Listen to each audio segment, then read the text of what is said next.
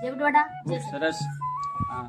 બેન, તમે જ્યારે સ્ટેજ પ્રોગ્રામ એમ અંતરથી એવું થયું કે મારે સ્ટેજ પ્રોગ્રામ કરવા છે, તો તમને આવી પ્રેરણા ક્યાંથી મળી એ પણ અમારા દર્શક મિત્રોને માહિતી આપો. એટલે સૌ મતલબ કે પહેલે સિંગિંગના ક્લાસ કરે છે અને મેં તો ક્લાસ નથી કર્યા. એટલે પહેલે મારા પપ્પા મતલબ કે એમને પણ સિંગિંગનો બહુ શોખ છે.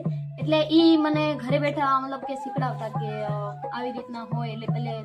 એટલે હજી મને પેટી આપણે વગાડીએ છીએ ને સ્ટેજ પ્રોગ્રામમાં એ એટલી મને ફાવતી નથી. કેમ કે કારણ કે વધારે તો આપણે ઉભા ઉભા જે ગાવાના હોય ને તે જ પ્રોગ્રામ મળે છે. અને પપ્પા ઘરેથી પણ શીખડાવતા અને ક્લાસ તો ના ઘણા બધા કીધું કે બેન તમે ક્લાસ કરશો તો વધારે મતલબ કે સુરમાં અવાજ મતલબ કે સારો આવશે. પણ ના, એટલે માં ખોડલની દયાથી એટલે ડાયરેક્ટ સ્ટેજ પ્રોગ્રામો ઘણા બધા મેળવ્યા છે. અને બસ. તો મિત્રો, ખુશીબેન સાથે વાતો કરતા ખૂબ જ મજા આવી અને એમના જીવનની આખી આપને કથા કીધી, સ્ટોરી કીધી કે સંગીત લાઈનમાં એમના પપ્પાનું